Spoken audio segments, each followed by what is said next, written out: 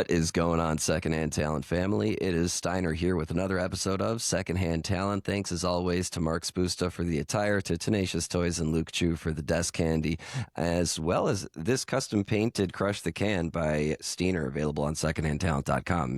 Maybe there's one. And thank you so much to all of you, our listeners, readers, and viewers who make this show possible. And most importantly, thank you to this week's guest, folks. We are going back to a season 4 tradition of notes.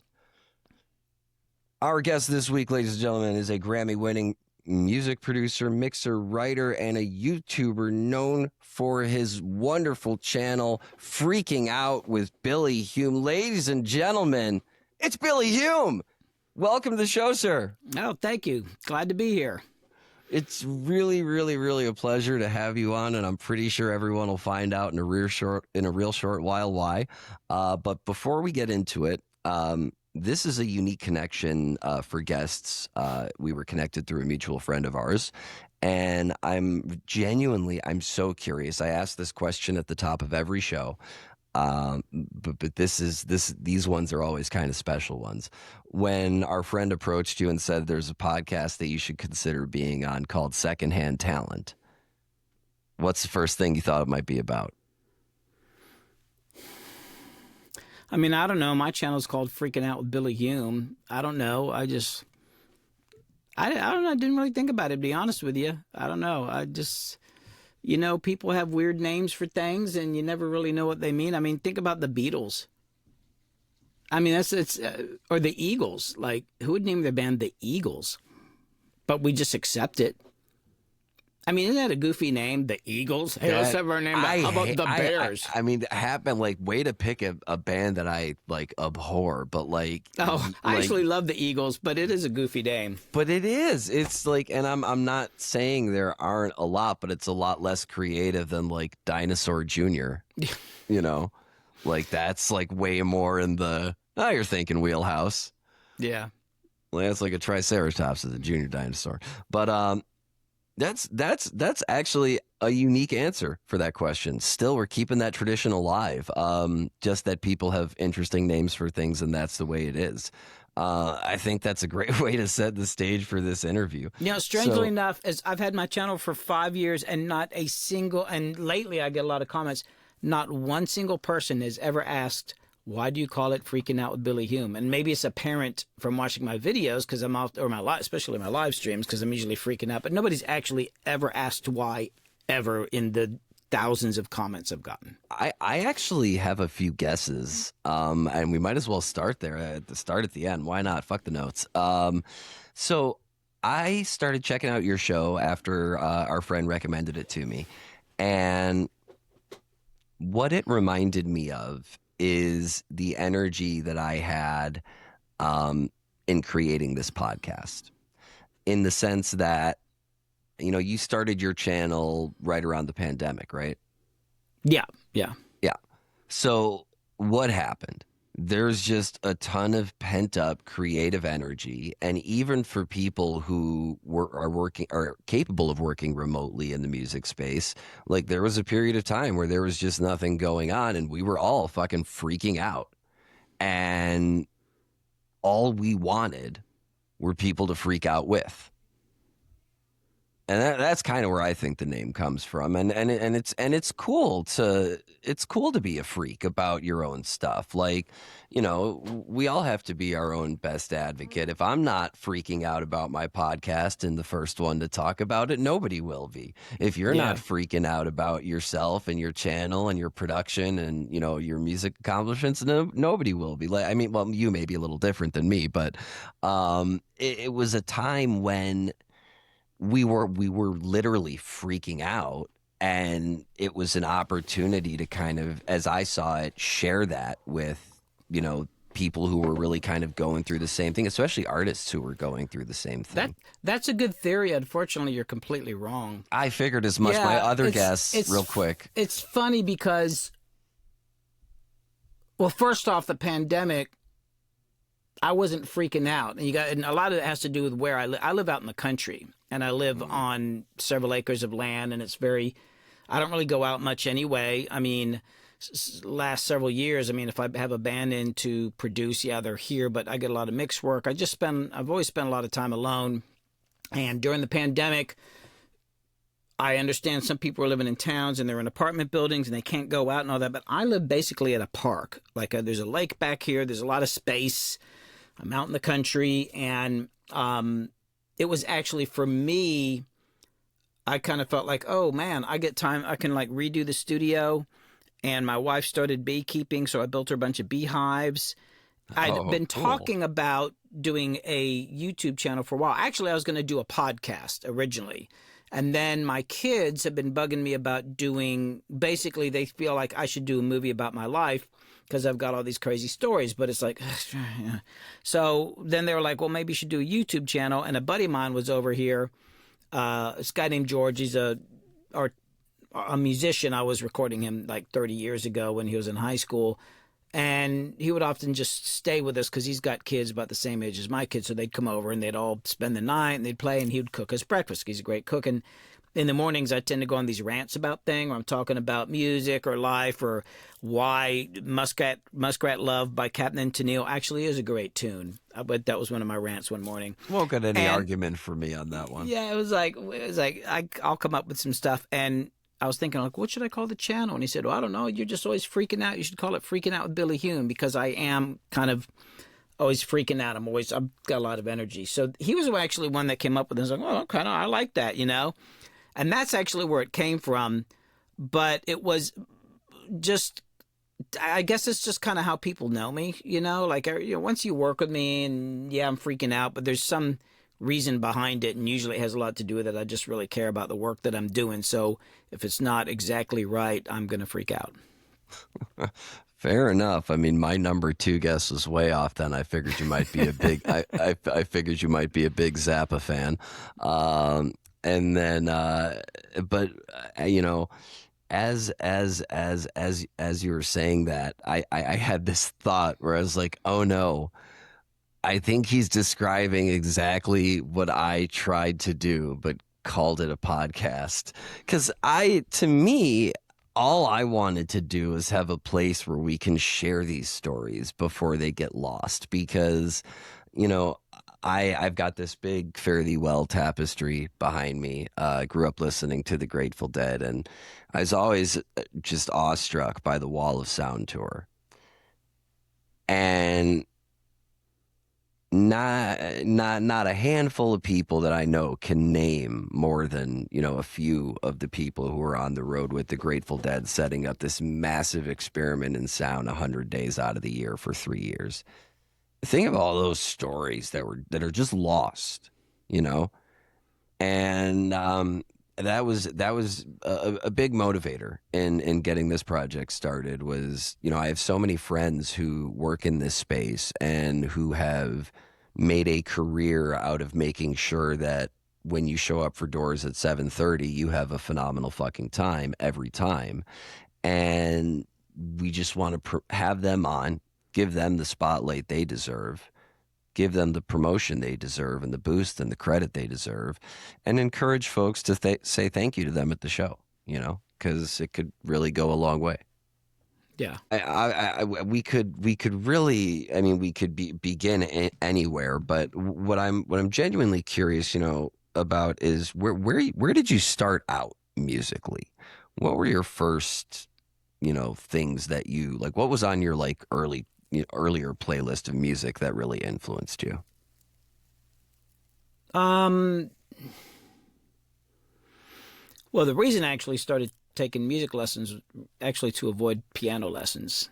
My mom wanted me to take piano lessons, and I thought, this is like in the 70s, so I thought like piano lessons, you know, like I was into rock and roll. I was listening to Uriah Heep and Emerson, Lake and Palmer and rock and roll, and I was out with my mom somewhere. We lived in Berlin, Germany, and a military base. And we're in a building for some sort of appointment, can't remember what, and she's saying that she wants me to take piano lessons. And as we're walking down this hallway, as she's saying that, I happen to look over to my left, and we're walking by this door, and I see a drum set inside, because it was some sort of, you know, it wasn't an officers club. It was like a NCO club or something like that for like, Yeah. non-commissioned officers and stuff like that. So, and somebody was in there cleaning, but there's these drums up on a stage with these red lights on them. And there's nobody in there. It was just like a cleaning person and drums with lights on them. And I thought that looks cool. And it just blurted out of my mouth. I said, "Mama, can I take drum lessons instead?" And she's like, "Sure." It's like, got out of that one. Jesus. And I got referred to this guy at the high school. And it's funny, I've got a picture of him somewhere. He's like this freaky, weird dude that my sister knew, long hair. And he looked like he would have been in Uriah Heep or something like that. And I went over to his house and started taking drum lessons, and I kind of really got into it. And then we moved back to the States, moved to Virginia, and I just started playing in bands. And mostly we would jam on like Black Sabbath songs. I joined a band that apparently for some reason, I didn't think it was weird at the time, but we only played Black Sabbath songs. Now I think about it, it's like, oh, sure, And I did that for a while, but I soon moved to guitar because I had a lot of song ideas and nobody would listen to the drummer. So I thought, well, I'll learn how to play guitar. But the earliest stuff was pretty heavy rock, like Black Sabbath, Uriah Heep, some progressive stuff. Although I was really into Harry Chapin, Harry Chapin Carpenter. No, Harry Chapin. His daughter's, her last name's Carpenter. But Harry Chapin, who wrote Cats in the Cradle and the Silver Spoon, which he's known for that, but his other songs are just, oh my God, amazing. He's an incredible songwriter. So it was like a combination between heavy rock bands and really good songwriters. Because I was also into John Denver, who, no matter what anybody thinks, that dude wrote some great songs. It's kind of the duality that I grew up with. Actually, I had my dad taking me to go see, like Three Dog Night and Rare Earth, and oh man, Rare Earth was really, really, really amazing. Three Dog Night was great too, but Rare Earth was really cool. He took me to see like Blue Oyster Cult, Bad Company, like all these like 70s and 80s bands. And then from my mom, I got Zappa and The Dead. And then my dad also loved, and both of them really loved that calmer kind. Like my mom listened to like James Taylor and Carole King, and my dad listened to Neil Diamond, and so there was a lot of that, Crosby, Stills, Nash and Young. So there was a lot of like both sides of the spectrum in the house. I feel like it's a good way to be, to have Yeah, that. my dad was listening to Perry Como and some really lame crap. My mom liked Engelbert Humperdinck, but they had some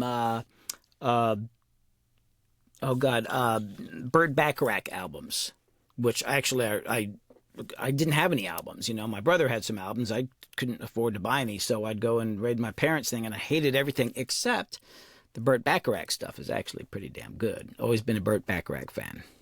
One of my wilder music stories is that when I was about 8 or 9 years old, I found my mom's copy, her CD copy of God Street Wine's Red. And I just fell in love with that album. And 20 years later, had the opportunity to see them in 2018, and then didn't have another chance till just recently in September of 2025. And I got to just thank them profusely. It was one of the first bands that I ever really latched onto that taught me that the same band can do many different things, even in the same song, with instruments. And from hip hop, I learned hip hop. Honestly, I don't know where it came into my life, but like that's what I listened to at home. And then on my own, I listened to Weird Al and hip hop. That was like we were saying a little bit earlier. And like I said, like I felt like I had a substantial floor at home. And then like on the school bus every day, it was like a Weird Al album or Marshall Mathers LP, 2001, The Chronic, yeah, I mean, there was one of the, in my opinion, great eras of music, but you had a bit of a hand in it, in a little bit, and I kind of want to understand how you moved from that kind of rock base. Like, what were those song ideas, and how did that or if that did help you gravitate towards like the more hip hop layer of things? Well, it had nothing to do with music, actually. I had a home studio, not this one, it was one closer to Atlanta. And this is way back before the internet. So I would put advertisements in this paper called The Creative Loafing, which was like the Atlanta like arts newspaper, right? So they'd have articles with like, talk about bands and stuff like that. And I would put an ad in the classified section, like recording studio, $10 an hour. I had a little home studio. And this guy called me up. His name's Chris Vermillion. And he starts asking me questions. I'm thinking maybe he's wanting to book studio time. And he's like asking about a microphone. Like, is this microphone, do you think, good for recording at home? And because he had like a MPC and some sort of a little multi-track something. It's like, I guess, and he just wanted to know about it. I don't know, he just randomly called me up. And then he called again, asked me more questions. I'm like, oh, fuck, is that guy again, And if this was before caller ID, I probably would have blocked him. But he kept calling and calling, and then he invited himself over. Can I come over? I was like, and the funny thing is like, I actually am more likely to say yes to somebody like that than a normal person. I'm kind of into weirdos. So I was like, all right, sure, come on over. And he came over. He's a weird dude. We're actually still friends. He actually lives really close to here. And so this is like in 95, 96, something like that. And he walks in the studio. And at this time, I had a home studio, but I was still painting houses. So I had my studio, but I also had like my motorcycle parked in the studio, and then paint buckets over here and ladders and shit. What prompted creating the studio space? Just to have a studio, because I was, I got into music to be a rock star, and I thought I wanted to record myself, and I only started recording other people to make money to pay for the damn gear. So it was kind of like, it was my studio because I had bands. I had my own bands for years. I was a lead singer in my own groups for years, and then I had other bands, and then my wife at the time had a band, and I'd record my friends' bands. So this guy comes walking in, Chris comes walking in, first thing he looks around and he goes, I swear, first thing he said, and I don't know why he says this, because it's like paint buckets in there. He looks around and goes like, you could make $1 million in here. And I'm like, what the fuck are you talking about? It's like, man, you clean up these paint buckets, paint these walls purple, put a Chinese lamp over here. And he had all these weird ideas, like, who is this guy? But then I thought about it. I thought, actually, purple's a great idea. So I painted the walls purple, got the Chinese lamp, and he would come by, and he'd have, most of what he said I didn't understand, but every once in a while he'd say something. I was like, that's actually a really good idea. And then he started asking me, like, do you know you ever thought about working on rap records? I'm like, no. What? You mean the boom? The guys talk over the boom, boom, and they go, blah, blah, blah. That? Yeah, man, it's really cool. So, but I'm willing to try anything. So he brought over some friends, and I think he got me some sessions, and I didn't understand the music, but I liked the people, and I thought, hey, this is cool. Plus, they let me make the drums really big, and they're very open people that he was bringing over. And this was way more hip-hop, way more artsy. The guys he was bringing over, guys he had known up in Chicago and had moved to Atlanta. So it was that kind of thing, more underground hip-hop. And I kind of got into it, and then he started talking about this idea of doing a compilation record that we would fund, and he'd bring in all these rappers from out Atlanta because this is going to be huge. Rap's going to be huge. I'm like, whatever, man. I said, I know this guy named Bone Crusher, and this other guy, and he knew all these guys, but nobody was famous. They were just friends of his. And now Bone was working on records. They were working on stuff. Little John had a regional hit called Who You Wit. Wasn't massive, but it was big. He was working at a radio station and a record label, but I didn't know any of that. So he brings over all these guys, and we do this project called Full Contact Sports. We ended up actually finishing the album, but it was a lot of fun. I really liked all these people, and I was really bored with rock and roll at the time, because in the 90s I thought rock and roll just sucked ass. Every time I tried to turn up the drums, or hey, let's do a guitar solo, or let's just bring up the bass, they'd be like, everybody was like so careful. We can't actually make it sound cool. We're too cool to sound cool. I'm like, man. Whereas working on rap and hip hop records is like, hey, can I, crank up the bass? Or like, do whatever. There was never any conversations, because in rock and roll, and I still get this to this day, if you come up with an idea during a rock session, everybody has to have a fucking conversation about it, right? in hip hop and rap, it's not like that at all. If you have an idea, they're like, try it. Try it. Proof is in the pudding. And so I was really into that. And then the other thing that was kind of cool is that I'd never really felt accepted or part of any group ever in my life. And there were multiple times on these sessions where, like, my wife, who was my girlfriend at the time, would be hanging out at the studio and she'd be like beating or making a fucking dream catcher, some shit like that, right? And this like hood dude would look over like, hey, what you doing? She'd be like, I'm making a dream catcher. What is that? He said, oh, she'd explain it to him. He'd be sitting there looking and he'd go, can you make me one? I was like, hell fucking yeah, sure. Like everybody was very open, very accepting. There wasn't any kind of like, I don't know. It's just like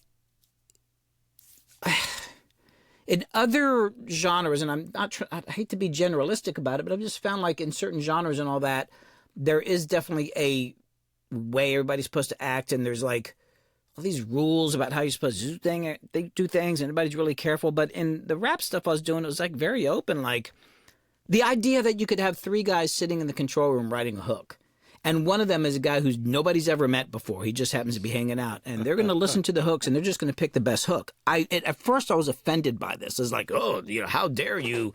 But then I was like, wow, everybody's open to everything. So I did this album. It never made any money.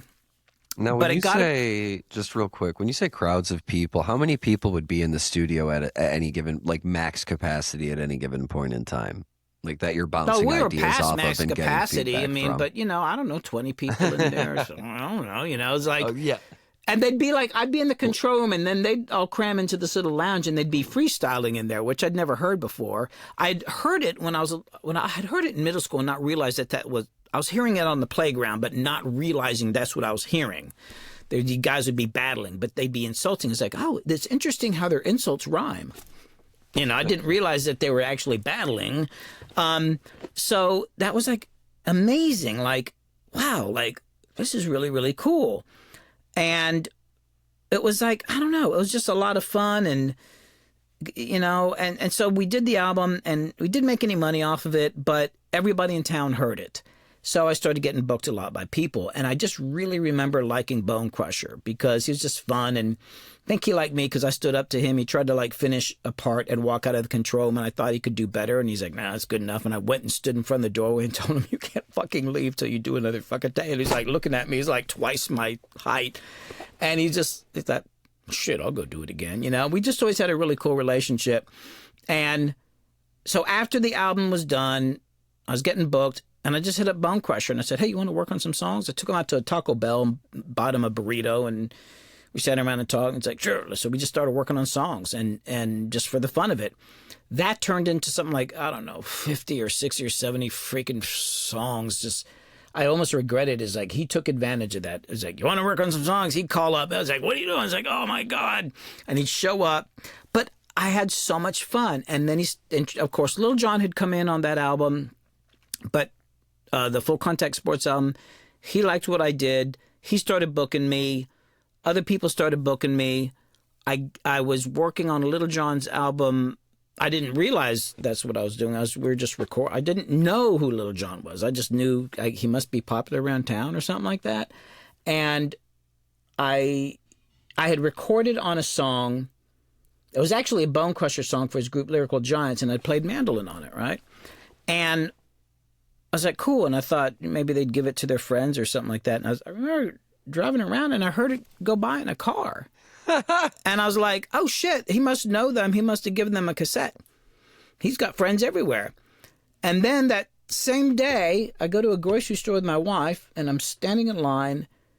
And Crystal's like, what are you working on tonight? I said, oh, I got Lil Jon coming into the studio. And the cashier looks at me and says, you know Lil Jon? I'm like, yeah. And I'm like, son of a gun, he's got friends in the grocery store. He's just got friends everywhere. Didn't occur to me that they were known in Atlanta. They were like not famous nationally, but in Atlanta. So Lil Jon came in that night, and I'm like, hey, are you famous or something? And he just laughed. He's like, I mean, kind of, And then I started to get a clue. It was like, oh, shit, like this shit's getting played on the radio. And that was the other thing with Bone Crusher. We would like just work on a song, right? He'd come up and we'd just work on something. It wouldn't even be that great of a song. but he believed in everything he did. So he would like leave that night and somehow talk his way into the radio station and get him to play at like 1 a.m, right? That's when I was like, okay, I can't give out rough mixes unless I really work on them, you know? And it just blew up from there. And I didn't really get into hip hop because I started listening to music and liking it. I'd never listened to it before. I didn't hardly know anything about it. Like when Yin Yang Twins came in the studio, I had no idea what they were fucking saying because they'd be like talking that god dang, you know, Swats Atlanta shit. You know, I was like, what the fuck? And then they'd say shit and laugh at me. And I'd ask Collie Park, their producer, knew him as DJ Smurf. Yeah, I'd look at him and say, well, of course we all call him Smurf. I'd be like, Smurf, what are they talking about? He's like, they're just making fun of you. Don't worry about it. And then years later, I realized these guys can speak better English than me. They were just fucking with me, man. They would do that shit all the time, like the white boy. But that shit was a blast. But the thing was, I really liked everybody involved personally. It was a chance for me to like light the afterburners on my jet and just go with it. Like nobody was holding me back or putting restrictions on me. And I knew that and I also knew that the records were going to be huge. I was actually doing a lot of sessions with Rick Beato at the time, and who's a big YouTuber. But he was producing at the time, and I was kind of his engineer, like for him. And I kind of didn't really enjoy doing it because he's hard to work with sometimes. But also, I was sick of rock and roll, and I knew if I stuck with hip hop, it's like I could just tell where it's going. It's like I'm going to have a hit record, and I want to try that. So I quit working with him. I said I'm going to focus on rap music for a while, and it was just like I just want to see how far I can take it, you know. And it was a great. I thought I'd just do it for a couple of years. I think I did it almost exclusively for about 10 years, you know. And it was just crazy, dude. It's like I play mandolin. I don't know why the fuck, you know. I don't know how the hell I got involved in this shit. Just being open, you know, just being willing and open to new experiences happening and to trying something out. And, you know, if it works, it works. If it doesn't, it doesn't. But like, you know, one of my mottos is the key to happiness is low expectations. And, you know, when you're at that level, anytime something happens, it's great. Well, and sorry to interrupt you, but I have incredibly high expectations, which is part of the problem. Well, I'm only learning at this point in my life to have low expectations. But the thing was, I'd spent, at the point this was happening, I was in my 30s. And I'd spent years with bands with these expectations, and everybody would like wuss out. They wouldn't push the record. They wouldn't really go and gig. They wouldn't really push their careers. But these guys, they exceeded my expectations. They're like, I'm going to get a record deal. And I'm like, sure. And then like 6 months later, they got a record deal, and they're walking in the studio with the president of a record label. I'm like, oh, yeah, they did. Yeah, that's, you know. A little bit. But yeah, it's really wild. And I got to ask, because, you know, you mentioned Lil Jon, and you know, that is absolutely smack dab in the middle when he hit the national scene was when I was in early high school. And yep, like also, like if you're a comedian, your jokes do not get played on the radio, and they definitely don't get played at a volume at which other people could possibly hear it. That has never happened in the history of ever, except maybe with Sam Kinison. But I mean, what a feeling. Is there a particular song that really like hit the spot when you first started hearing it out and about? Oh, I mean, I never really heard anything out and about. I was always working. I always work. I think I'd been doing it for years, and I thought, oh, I guess I should listen to the radio and hear something I worked on. It didn't really occur to me. Now, I will say this. When I think it was Never Scared, I don't know, it was something with Bone Crusher, because everybody's always trying to get me to go to the strip club or the big clubs in Atlanta, and I'm like, I just want to work, you know. It's like I finally went somewhere. Bone said, you got to come out for this thing. And we all met somewhere, and then he was like, we're going to take the limo over. And I just bought a new motorcycle. It's like, I'll ride my motorcycle. So I ride my motorcycle, and of course the valet guy was like, no, you can park it yourself. But I go in this club, and I can't remember what club it is. It's a big club, like one of the big clubs in Atlanta. And I go and I sit in the VIP section, and they're playing something that I mixed. I'm like, oh, that's kind of cool. That's something I mixed. And then they played another song that I mixed. I think the first 7 songs I heard when I went in there were things that I'd mixed. I'm like, oh my God, we must be doing something big. And then something else came on that somebody, I think Ray C mixed or something like that. And I was like, oh shit. Because I guess I should have gone to the club earlier. It didn't occur to me that where these songs are getting played, like the real action is in the clubs, and clubs don't use stereo speakers. They're using PA systems, which have horns instead of tweeters. That kind of makes you think different about how you mix a record. I was like, oh, no wonder. And also the stereo field. I pan things pretty far, and then I realized, like, oh, wait, it's good. That's why their mixes sound more in mono, because they realize it's going to be in the club. That was kind of funny, though, but it actually kind of affected my mixing. Plus, those guys had been mixing that shit for years before me, so I was like, oh, yeah, that's pretty cool. But yeah, but the funny thing is, to this day, I think the first time I heard anything of rap music that I had mixed on the radio, it was probably 10 years after it happened. My wife and I went to a bar somewhere. We were waiting for somebody to show up, and I think a Yin Yang Twins song came on. I was like, that sounds familiar. She's like, yeah, you worked on that. I'm like, oh shit. But I'm serious. I don't really listen to the radio. I mean, it's just kind of crazy, man. I'm just so out of society. Being perched where you are in your little motorcycle nest over there,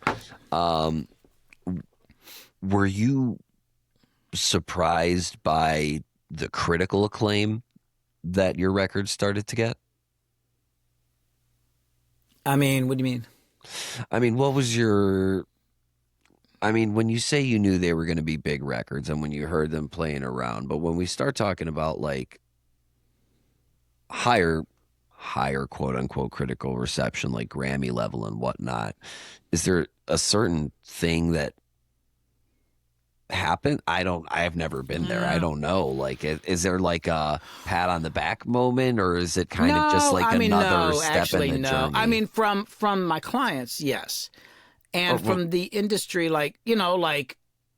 actually, I just got a call from Bone literally right before this came on, because Bone Crusher, because of a YouTube video I just put out, and he was calling me up about that and how much he liked it, and then how some people are mad about something he said in the video and whatever.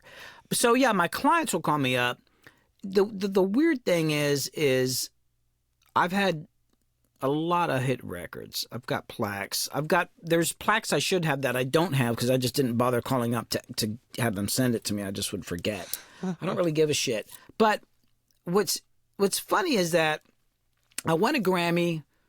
That, I guess, I mean, as far as awards, that would be the biggest one, and that was several years ago for a bluegrass record I did with a band called Infamous String Dusters. One of my favorite bands of all time. Amazing group. Oh God, they Amazing are phenomenal. Group. Shout out to the Infamous String Dusters. And so I did this album called Laws of Gravity, got a Grammy. I used to be part of the Recording Academy, so I was actually the head of the producers and engineer wing for the Southeast, and I was really involved, and they'd send me around the country to do speaking stuff, public speaking, which I'm really good at. But as far as the political stuff involved, I hated it, and I hated the monthly meetings, and I didn't even understand why certain people were involved, so I quit, actually, and I let my voting membership expire because I just could give a damn. So I win this Grammy, and we were nominated, and the weird thing is they didn't even send me an invitation. Like, the band's like, are you coming to New York, And I'm like, oh, wait, when is it? They're like, you coming to New York? It's like, well, nobody sent me an invitation. And so I hit up, I don't want to say any names, but the woman who heads it here in Atlanta, these people drive me nuts. And I asked her, like, well, do I get an invitation or anything? Well, bluegrass isn't those categories. You have to buy your own ticket.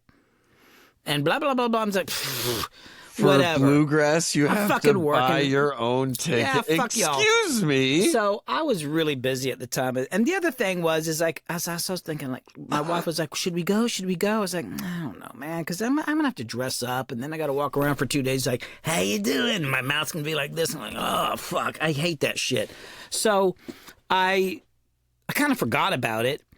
And then I knew the band was going, and I knew it was like, I guess it's around this week. I didn't even know what day it was. So I was actually in a session at my studio. I was recording this guy. We had just, it was like a country type thing. And we'd gotten the drums done. A drummer was leaving, and we needed to move on other parts. So I needed to move the drums out of the way. So I'm getting mic stands out of the way. And my phone, my text messages are going bing, bing, bing, bing, bing, bing. I'm like, finally I go check it. And it's like, you won a Grammy. And I'm like, what? That's fuck, man. And this buddy finally calls me. It's like, dude, you won a Grammy. It's like, fuck, man. I got microphones to clean. I got microphone cables to wrap. And I hung up. I'm busy. I'm like, busy. Like, what am I going to do now anyway? I want a Grammy, you know? And they sent a statue. It's back here. And a watch, which is actually, the watch is really cool because it was like awesome. the 50th year anniversary. Where's the fucking watch at? See, that's useful, at hold least on. beyond a paperweight. Look at this. I'll fill dead air while you find something. I'm good at that. In high school, I was voted most likely to fill dead air. The Grammy's cool. I mean, don't get me wrong. It's cool, but the watch, that is really cool. So, Ooh. and it's actually got my name on the back. And if you look at you can't really see it that well. It looks like it's waveforms, but it's actually New York skyline. This was cool. The other thing that was really, really cool is the box they sent it in. The foam is perfectly, like you can look at the foam and know it was in the box. I still have the box with that foam space. I know that seems really nerdy to me, but it's like, man, look at this box. Look at this foam. As like, a nerd, I resemble that remark. That's awesome. They're like, oh, yeah, you got a statue. He's like, yeah, but look at the foam that it came in. Yeah, the foam and the watch, you had me sold there. Fuck the statue. The statue's like... So it's cool, you know. Fair enough. But it's kind of like, to me, I don't know. What do you do? But the point. So here's the point I was going to make. Yeah. But yeah, I got a lot of text messages, but I actually get 10 times, 20 times, 100 times more gratitude and thanks and appreciation and attention from my YouTube channel than I ever got from having a hit fucking record. By far. By far. Like, in the industry, back when I was doing a lot of rap records, there was still like a real recording industry. So, yeah, A&R guys would hear about it. Oh, he makes that record. So you'd get these phone calls from these guys, but it's not like out in public, and record people are just fucking weird anyway. I mean, a couple of them were cool. And that's cool, but then they just try to talk you down on the rates and whatever, man. But with my YouTube channel, I'll make a video and the comments are mostly just amazing. And some people send me these stories about their lives. And it's just like, man, this is like incredible. Like the stuff that people talk about, or like a lot of people say things like how much I inspired them to get back into music, or like work on their home studio or something like that. And I was like, wow. Now that to me means way more than a plaque. Some of those plaques, they actually made me pay for. It's like, some of them they would send, but some of them, no, you got to buy the plaques. And my wife would be like, well, go ahead and buy the plaque so we can put it up. I'm like, whatever, I'll pay for the plaque. But man, it's like, the YouTube channel for me has been life-changing in so many ways. Like the response I get from people and the relationships that have developed from it, but the impact it has. And to know that people appreciate my work, because working on hit records, you have your name. Well, you used to have your name on the credits, which would, so everybody'd know about it, but you can get known from it, but it's still kind of like you're over here and you don't really get to know people. And then a lot of times the artists you would work with, they kind of would keep you hidden. Like Bone Crusher would go into Double XL and whatever, all these big magazines, and mention me by name. He would mention me on TV, and Bone has always been great about, Billy Hume, you got to bring this guy. But other people would go out of their way not to mention me. And this has happened across multiple genres because I'm their secret weapon. The key part of that is secret. Interesting. I mean, that's always been, I think kind of like an open secret of the industry is that some people just have their sauce as producers, And it didn't occur to me though that next step of it though, where you're just not telling people who your producer is point blank, period. And I can understand how there would be some level of frustration in that. We talked about the name of the YouTube channel, but and I was looking at it the other day, and it's incredible to see a channel with videos with as many views as subscribers. Like like the people who are there to watch stay to watch. It's really, really like consistent and fun. Thanks. And it's been well, I mean, it's something that motivates me, that's for sure. And I gotta ask, like I was saying before, we talked about how the name came to be, but why I think you were talking about it a little bit. Your kids were telling you to start a YouTube channel because of your stories, but what was the actual impetus of getting it out there? And when was like the first, you know, big This big moment where you There's a realized it was lot of going things place? I think people don't talk about, and one of them, and I did make a video about it, and I swing around to it once in a while because I think it's important, and that's about failure. And that is, most people, they want to talk about the big victories and the things like that, but the reality of it is there are more failures than there are success. There are successes, even for the big stars. Like if you actually knew how many other songs they'd worked on, how many other things they'd tried. So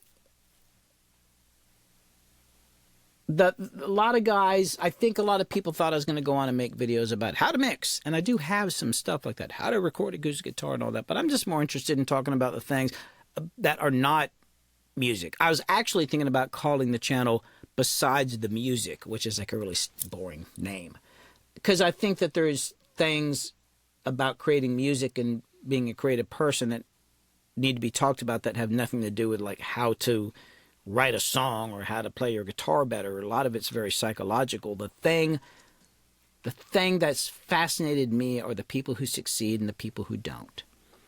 And you can be around people that are really, really, really talented and they never get anywhere. And then some people that are like pretty talented artistically, but they're talented in other ways. And those are the things that actually really interested me. And all the things that have to happen for you to have any success. It's actually almost impossible to have success in the music business. It blows my mind that anybody ever makes any money, and that some people get to do it multiple times because it's actually really, really hard. And so people come and they ask me advice, and it's usually the wrong questions. It really kind of comes down to your determination and all that typical stuff. But the thing most people don't talk about is perspective. Your perspective. Can you understand where you are in the larger scheme of things? And that what's very important about perspective on the beginning side of it is to understand that it's not as bad as you think, and that the struggles you're going through, everybody else has gone through, and that you actually are probably doing better than you realize if you're trying at all. And also that there are more people paying attention to what you're doing than you could possibly realize. They just don't let you know. Then perspective becomes very important as you start to have success, because as you start to have success, your perspective gets really warped. You start to think you're a god and a king or whatever and infallible, and then your ego takes over. And the whole perspective thing at different stages of the career is more important in many ways than networking and all this other kind of stuff. I had a friend that knew everybody in Atlanta. He'd call me, I'm at Usher's house. I'm at so-and-so's house. I never even met Usher. He knew everybody and never could get any, like, as far as a networking guy, he was the best networker I ever knew, and he could never get anything going on. So it's just like, I feel like, so that's what the channel originally was going to be about, was kind of be about those things. And I just, in the early videos, I just don't think I talked about them the right way. And then I realized, like, it's better if I put them into a story, because I'd sit there and lecture at the camera, like, blah, blah, blah, blah, blah, whatever. I look at some of my earlier videos. They're still online. They're terrible. But I figured out, like, it's better to tell these things that I've learned and give the examples as part of a story, like how I figured that out. And you don't always need to be so clear, because sometimes if you're trying to be really clear with a point, people just get that one point. Whereas if you kind of paint it in with a broader stroke, then people can get a lot of things from that message.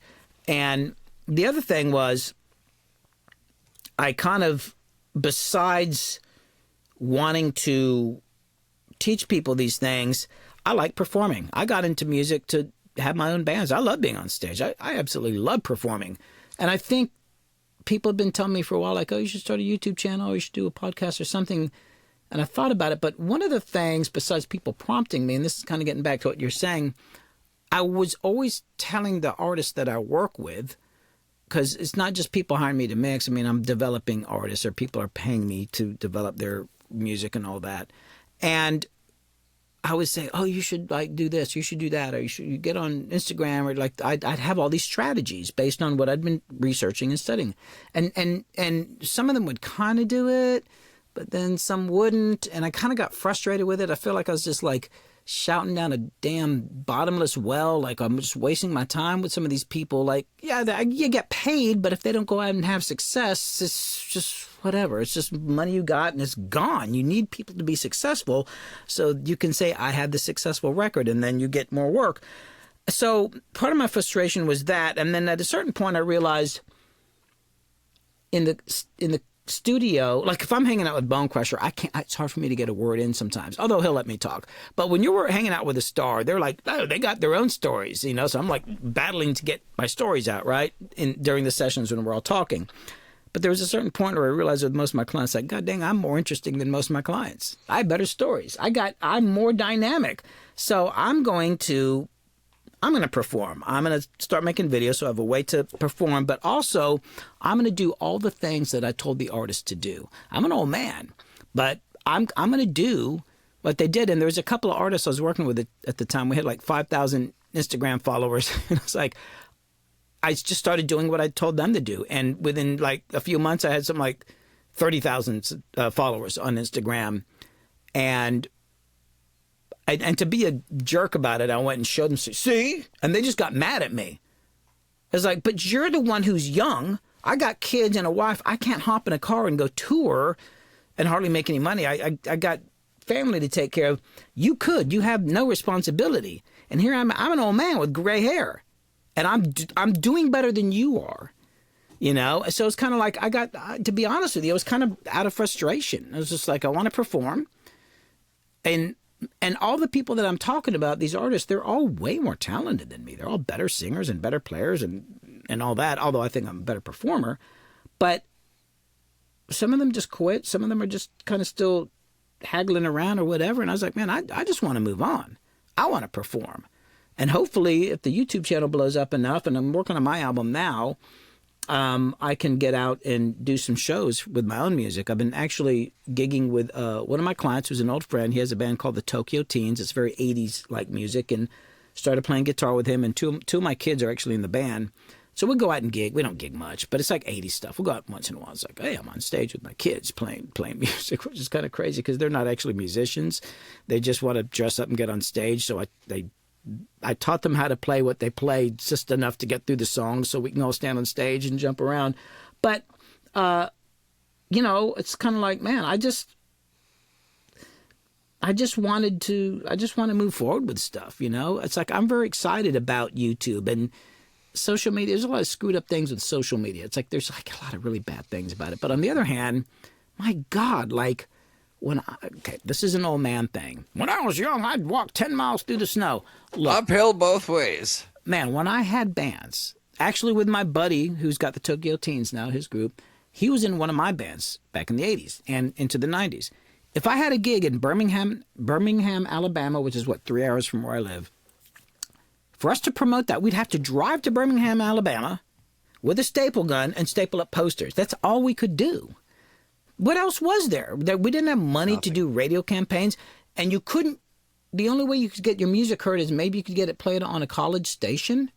That was it, you know. And I'd have to pay. I would have to pay more money to print up posters and the staples than it cost to put a video up on YouTube or on social media. So it's like, I know there's a lot of competition, but it's like, my God, I can do that right here.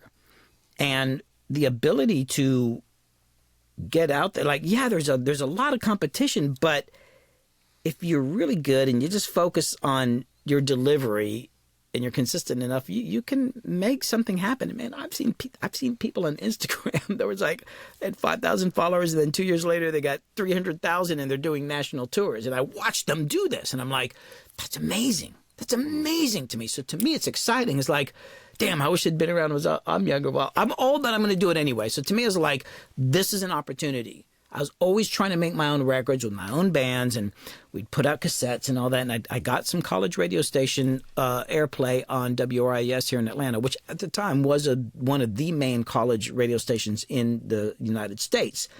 And I did actually get some major label interest from getting songs played on that radio station. But I mean, it didn't, I mean, that was cool. We weren't doing the right kind of music. But, man, I don't know. I'm actually really excited about where music is, even though we don't make much money anymore, but artistically and the ability to do what you want, and the fact that people don't judge you by the genre so much, I think it's an amazing time to be making music. I think my brother's last show, shout out Boone and Keel, or when he was being interviewed on the college radio station that I used to be a DJ on, WZRD 88.3 FM here in Chicago. His band he sees as what he called genreless. Like he said, there's no such thing as genre anymore. Mm-hmm. I believe that's a direct quote.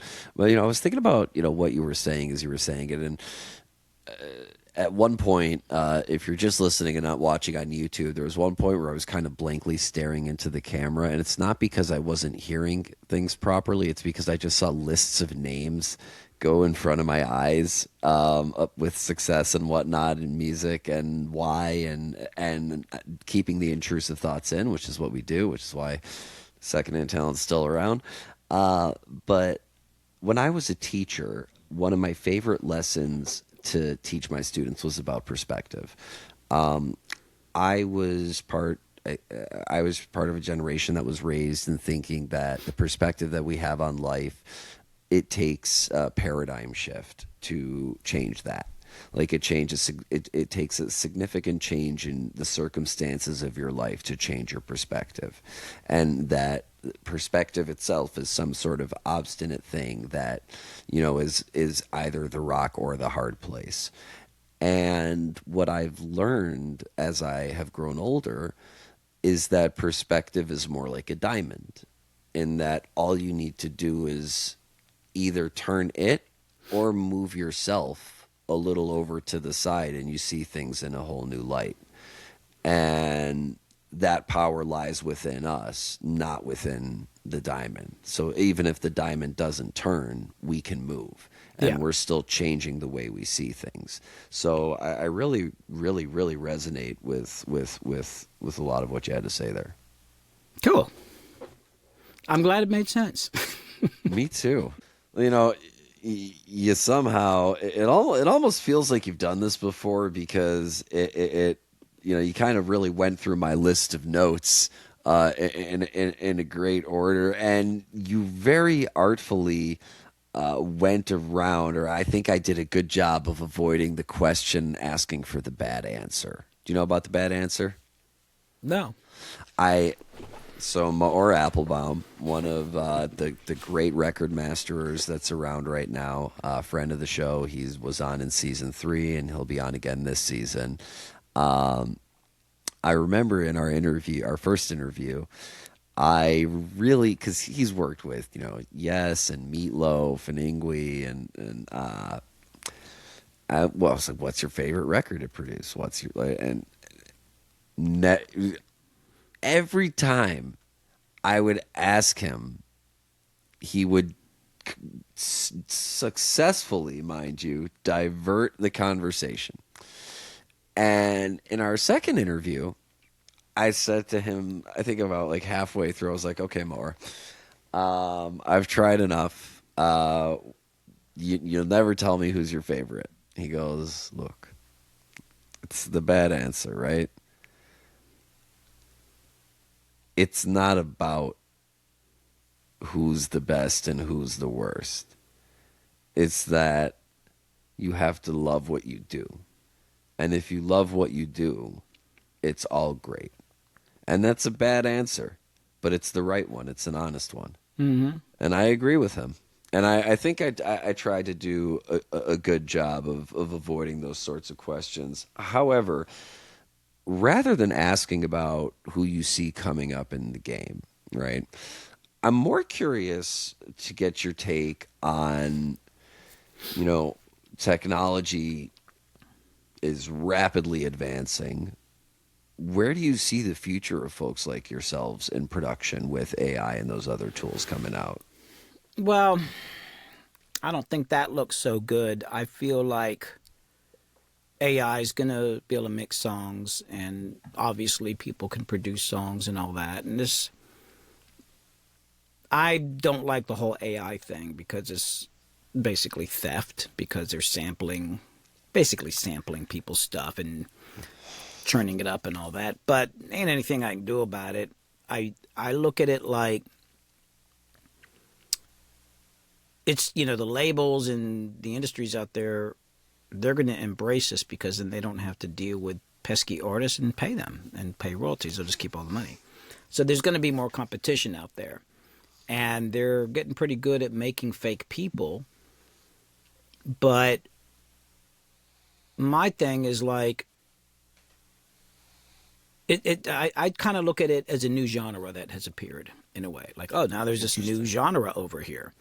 And now we got to compete with that. Or do we need to compete? Am I really competing? Am I just going to do my thing and then it'll be out there and, you know. Is it kind of like a catch-all of like no matter what like subgenre it is, like let's say like rock, country, pop, hip hop, etc. If it's AI created, it's AI music as a genre. In a way, yeah. I guess that's a better way. That's kind of how I look at it. I like that take. Yeah, I'm not mad at that. And I understand why people use it. But the funny thing is like AI is pretty good at faking music, but AI is pretty stupid. I mean, oh my God, like, because I'll go on there and ask questions. I'm always going online asking some technical question, right? And then now it comes up in the browser. The first thing is always the AI answer, which I normally ignore. But I've been kind of looking at the answers lately just to see what it says. And it's amazing, like if it's a technical thing with software, it always says, go to your settings and blah, blah. And it's the most generic answer. And it's not, there's nothing there. But if you ask them a technical question, God, there was one the other day. I can't remember what it was, but it was something that somehow I was involved. I can't remember what it was, but literally the answer was like, that's not what actually happened. That's not it at all. And then I was actually listening. This is funny. I was listening to a podcast today. It was Radio Lab, and they're talking about AI, and they're talking to this guy. He's like, "Oh yeah, you know, you got ChatGPT, but we did this test. Okay, if you take some mice and you stick some mice in a maze with some cheese over here, they will figure out how to get the cheese. Fucking AI can't do that."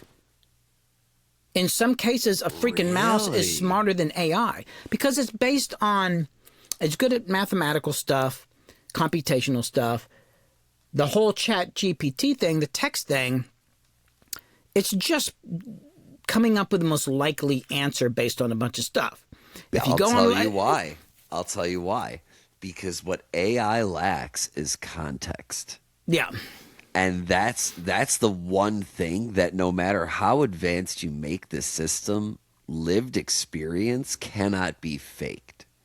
And that's it doesn't surprise me because you know I heard a story recently of somebody asking about what's the purpose of a compass, and instead of getting mad, the drill sergeant treated it like a real question and answered it and was like, what if all the GPS stuff fails? And he was like, oh, it's a failsafe.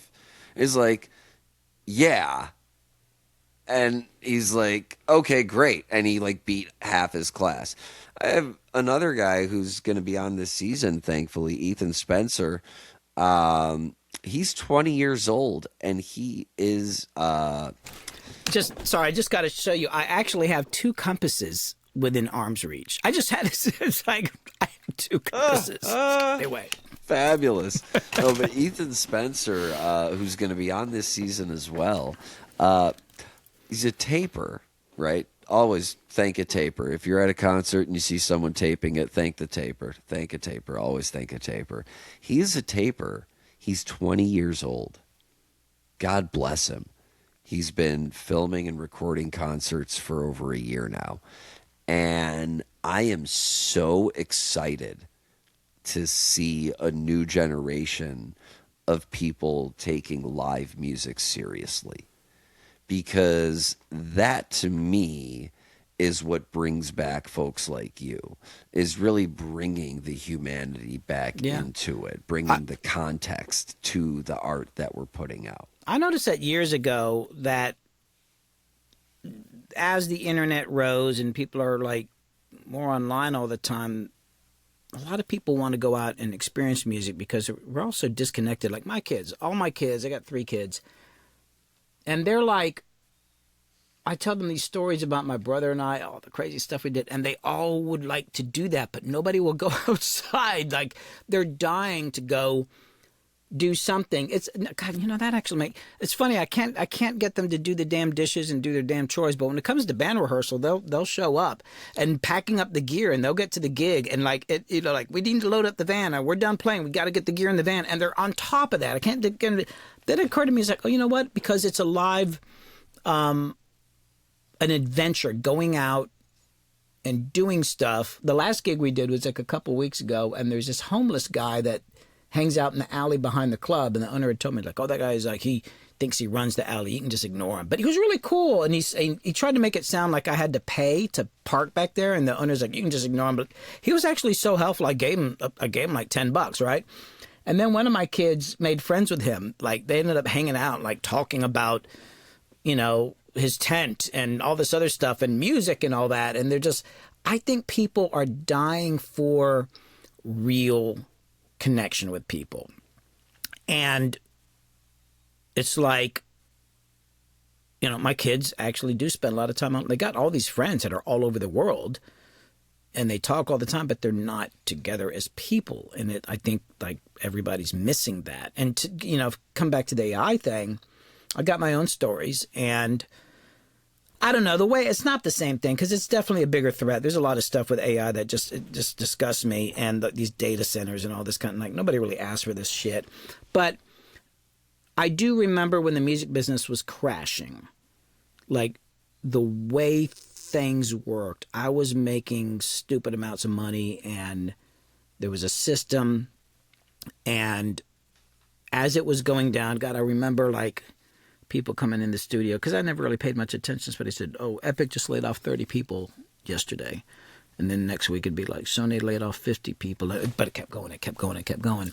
And I had friends that just quit, it got harder and harder.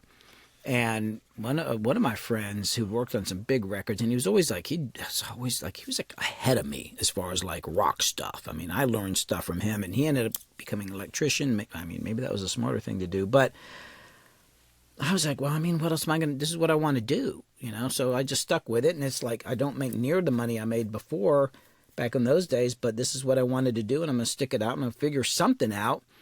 And that's kind of the way I look at the AI thing. I could be totally wrong. Who knows what's going to happen, but regardless of all that, I'm going to do what I want to do. And regardless, that's a great attitude to have about it, if that's what it's going to be.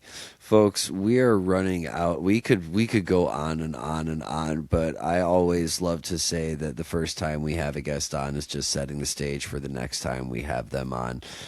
So for the length of the format of this show, we have run out of time. Billy, are there any words you'd like to leave the audience with? Oh, it was great talking. I could go on for a long time, but yeah, just, it's cool to be here. Cool to talk about things. Please go check out my YouTube channel, Freaking Out with Billy Hume, and check out some of the videos. And there will be links to all of Billy's work in the description of this episode. Check down below. If you're listening, leave a review. If you're watching on YouTube, like and subscribe. To all of our listeners, readers, viewers, and observers around the world, thank you. We love you, and we will see you next week. See ya. That's a podcast. No, no, no,